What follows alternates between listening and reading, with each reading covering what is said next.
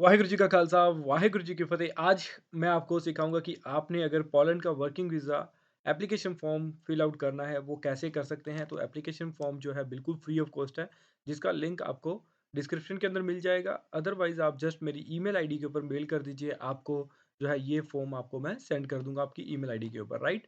So how to fill application form for national visa for the Poland working visa, right? अगर आप Poland का working visa apply करना चाहते हैं, resident permit apply करना चाहते हैं, टाइप डी वीज़ा अप्लाई करना चाहते हैं तो फॉर्म कैसे फिल आउट किया जाता है उसके बारे में बात करेंगे, राइट? तो फोटो आपके पास रिसेंट फोटो होनी चाहिए, राइट? वो यहाँ पर आप जो है पेस्ट करेंगे and after that surname N A मैंने ऑलरेडी आपके लिए थोड़ा सा पहले ही फिल आउट करके रखा है ताकि आपको मैं इजीली समझा सकूँ और टाइम ज़्यादा ना लगे। सरनेम जो होता है, जैसे मेरा नेम सरनेम है सिंह, राइट? और मे बी हो सकता है कुमार सिंह, कुछ भी हो सकता है, राइट? सरनेम जो भी आपका होगा, तो आप यहाँ पर कुमार सिंह जो भी है वो लिखेंगे। बट आपके दिमाग में ये आ रहा होगा कि सर मेरे पासपोर्ट के ऊपर अभी सरनेम नहीं है, जस्ट मेरे नेम के ऊपर ही सारा जो है पूरा नाम लिखा हुआ है, राइट? तो मैंने वहाँ पर एनए कर दिया। अगर आपका कोई पासपोर्ट के ऊपर सरनेम नहीं है तो आप एनए लिखेंगे, मतलब कि आपका सरनेम नहीं है पासपोर्ट के ऊपर, राइट? अगर आपका सरनेम एट बर्थ पासपोर्ट के ऊपर अगर लिखा हुआ है, then you have to fill it, otherwise no, blank. Okay, ये भी आपको ब्लैंक छोड़ना है। अब आपका नेम पूरा ही लिखा हुआ है, गिवन नेम के अंदर आपका पूरा नाम लिखा हुआ है। जैसे मेरे पासपोर्ट के ऊपर गिवन नेम सरबजोत सिंह लिखा हुआ है, तो मैंने यहाँ पर गिवन नेम सरबजोत सिंह कर दिया। सरनेम मेरा नहीं है क्योंकि पासपोर्ट के ऊपर भी ब्लैंक है। फैमिली जो है मेरा फैमिली नेम वो भी नहीं है, वो भी मैंने ब्लैंक छोड़ दिया। सिर्फ गिवन नेम मेरे पासपोर्ट के ऊपर दिया हुआ है, सरनेम एज़ अ पूरा प्रॉपर नेम, तो वो ही मेरा सरबजोत सिंह रहेगा, right? And after that fourth number, date of birth क्या है आपकी? मेरी डेट ऑफ बर्थ मैंने यहाँ पर फिल आउट कर दी। प्लेस ऑफ बर्थ एबीसी, ठीक है? जो भी आपका होगा, जलंधर, पंजाब, लुधियाना, न्यू दिल्ली, बॉम्बे, कोलकाता, जो भी है यहाँ पर आप फिल आउट करेंगे। कंट्री ऑफ बर्थ, कहाँ पर आपका बर्थ हुआ है? मेरा इंडिया के अंदर हुआ है, तो आपका भी इंडिया के अंदर हुआ होगा, तो आप यहाँ पर इंडिया लिखेंगे। करंट नेशनैलिटी क्या है आपकी? इंडियन है, तो यहाँ पर आप इंडियन करेंगे, राइट? अगर आपकी कोई बर्थ डिफरेंट किसी कंट्री के अंदर डिफरेंट बर्थ हुआ है, ठीक है? तो नेपाल के अंदर हुआ है, बांग्लादेश के अंदर हुआ है, पाकिस्तान के अंदर हुआ है, तो आप यहाँ पर आप उस कंट्री का नाम मेंशन करेंगे। Then 8th number, sex. आप मेल हो, फीमेल हो, जो भी आपका कैटेगरी है, वो आप यहाँ पर टिक करेंगे। मैंने मेल कर दिया।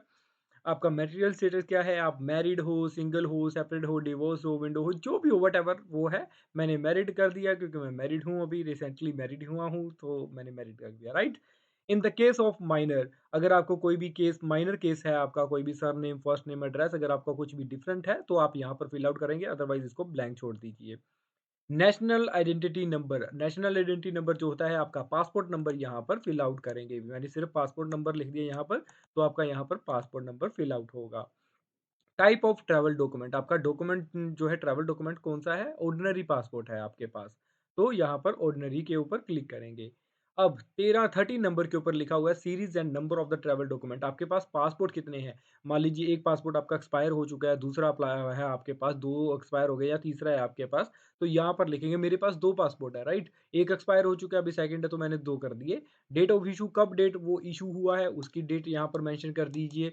वैलिड कब तक है वो मेंशन कीजिए। इश्यूड बाय, किस कंट्री से इश्यू हुआ है, कौन सी स्टेट से इश्यू है, तो मेरा पासपोर्ट जो है साइप्रस से जो इश्यू हुआ है, तो मैंने यहाँ पर साइप्रस लिख दिया। Applicant home address and email address क्या है, राइट? तो यहाँ पर देखिए आपका जो है प्रॉपर वे से पूरा जो है एड्रेस होना चाहिए, प्रॉपर एड्रेस होना चाहिए और पूरी ईमेल आईडी, सही ईमेल आईडी आपको यहाँ पर मेंशन करनी पड़ेगी, क्योंकि इस ईमेल आईडी के ऊपर ही आपको जो है अपॉइंटमेंट मिलती है, तो आपके जो जितनी भी मेल्स आएँगी इसी ईमेल के ऊपर आएँगी, तो you have to fill out the email address totally correct. आप चेकआउट कीजिए 2-3 बार, देन आप फिल आउट कीजिए। आपका मोबाइल नंबर भी बिल्कुल करेक्ट होना चाहिए, कोई भी मिस्टेक नहीं होनी चाहिए। Residence in a country other than country of current nationality, ठीक है? अगर आपके पास किसी दूसरी कंट्री की नेशनैलिटी है, तो आप उस चीज़ के बारे में बताएँगे। बट मैंने यहाँ पर नो कर दिया, मेरे पास ग्रीस की है, मैं येस कर सकता हूँ यहाँ पर। बट अब भी मैंने आपको समझाने के लिए, क्योंकि आप इंडिया से अप्लाई करोगे, तो आप यहाँ पर नो लिखोगे, राइट? अब बात करते हैं 20 number, name, address, telephone number of the employer in the case, ये सारे जो फ़ॉर्म जो है 20 नंबर मैं आपको आगे बताता हूँ, राइट? अब 21 नंबर के अंदर क्या है, मेन पर्पस क्या है आपका जर्नी का? टूरिज़्म तो नहीं है, बिज़नेस नहीं है, visiting family, culture, sports, official visit, medical reason, study. तो इनमें से कोई भी नहीं है, तो आप वर्किंग के लिए जा रहे हो तो अदर पर क्लिक कीजिए और वहाँ पर लिख दीजिए working visa, right? Work visa. Member of the state Poland ही आएगा यहाँ पर। मेंबर ऑफ फर्स्ट एंट्री आप पोलैंड के अंदर जा रहे हो तो पोलैंड ही होगी आपकी एंट्री। नंबर ऑफ एंट्री आपको कितनी चाहिए, वो आपको सिंगल एंट्री चाहिए, कितने दिन के लिए चाहिए क्योंकि पोलैंड का वर्क वीज़ा जो होता है आपको 1 ईयर का मिलता है। आफ्टर दैट वो रिन्यू होता है तो यहाँ पर 365 डेज़ लिखेंगे। देन 26 नंबर के अंदर शेंजन और national visa issued during past 5 years. अगर कोई लास्ट 5 इयर्स के अंदर आपके पास शेंजन वीज़ा है, तो आप येस कीजिए, वैलिडिटी कहाँ से कहाँ तक थी उसकी, अगर नहीं है तो नो कर दीजिए, राइट? जैसे मेरे पास ऑलरेडी है तो मैं य यहाँ पर येस करूँगा और शेंजन वीज़ा की डेट जो है जब इश्यू हुआ था और एक्सपायर हुआ है, वो मैं लिखूँगा यहाँ पर। अब आपके लिए इंडिया से अप्लाई करोगे तो अगर नहीं है तो नो कर दीजिए। फिंगरप्रिंट्स अगर आपके पास वीज़ा नहीं इश्यू हुआ तो आपके मतलब कि फिंगरप्रिंट्स भी नहीं हुए तो यहाँ पर भी नो आएगा। अगर हुआ है तो यहाँ पर येस आएगा और उसकी डेट आएगी फिंगरप्रिंट्स की। Entry permit for the final country of destination where applicable यहाँ पर नॉट एप्लीकेबल एप्लीकेबल आएगा क्योंकि आप नेशनल वीज़ा अप्लाई कर रहे हो, आप किसी दूसरी फाइनल कंट्री डेस्टिनेशन पोलैंड से आगे नहीं जा रहे, राइट? तो आप यहाँ पर नॉट एप्लीकेबल ही आएगा। 29 29 के ऊपर ये आएगा कि आप पोलैंड के लिए मतलब कब जा रहे हैं, आपका वर्किंग वीज़ा कब शुरू हुआ है, आपका वर्किंग डेज़ कब शुरू हुए हैं। तो आपका 1/1/2022 मतलब कि 1 जनवरी को आप पोलैंड का जो है आप वहाँ पर जाना चाहते हैं, आपकी वर्किंग वहाँ पर शुरू हो जाएगी उधर। और कब तक है वो 1 ऑफ जनवरी 2023 तक आपका डिपार्चर वहाँ से हो जाएगा क्योंकि 1 साल कंप्लीट हो जाएगा। बट इसकी मतलब ये मत सोचिए कि हाँ, हमने तो वापिस ही नहीं आना उसके बाद बट आपको बताना पड़ता है कि हाँ, मेरा वीज़ा 1 साल का है, तो after that I have to come back departure आपका तब तक है, राइट? 2023 तक। बट आना ना आना एक बार वीज़ा लगने की बात है, अगर आना ना आना वो आपके ऊपर डिपेंड करता है।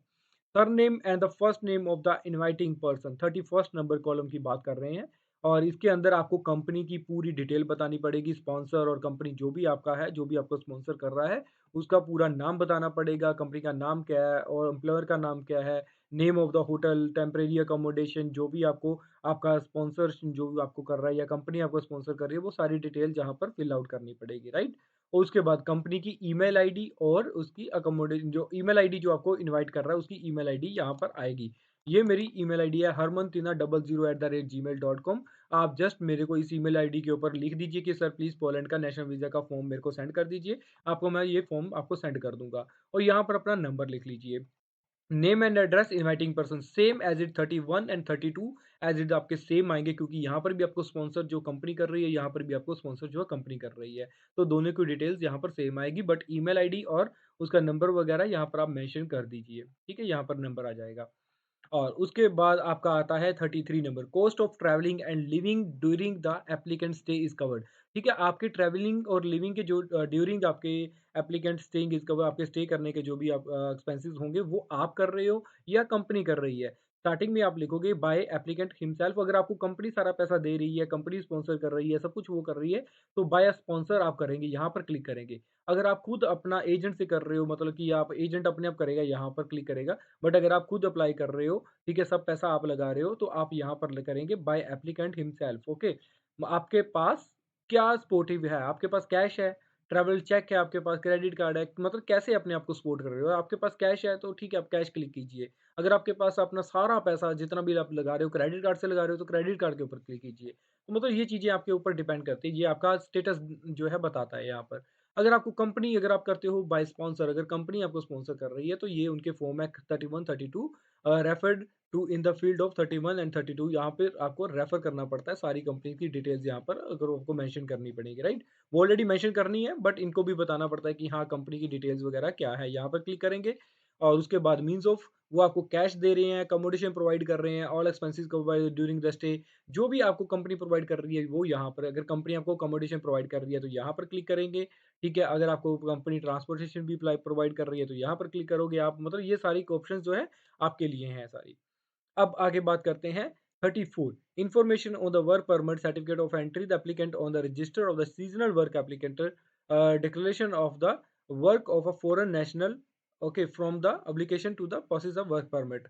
तो यहाँ पर आपको वर्क परमिट का एक जो आपको ऑफर लेटर प्रोवाइड की जाती है information of the work permit मतलब कि ऑफर लेटर जो भी आपकी ऑफर लेटर होगी जो भी आपका सीजनल वर्क है उसके बारे में यहाँ पर मान लीजिए आप फार्म वर्क के लिए जा रहे हो तो यहाँ पर आप लिखेंगे सीज़नल फार्म वर्क जो भी आपका 6 महीने का होगा, 7 महीने का होगा या आप किसी कंपनी के फैक्ट्री के अंदर काम करने जा रहे हो तो उसके बारे में यहाँ पर लिखना पड़ेगा।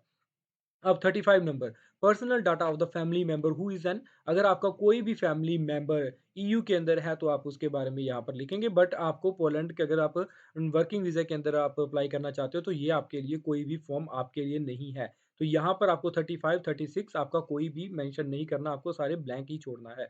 37 के अंदर आपका प्लेस, आप कहाँ से बिलॉन्ग करते हो, आपकी डेट लिखनी पड़ेगी और आपके सिग्नेचर होंगे यहाँ पर।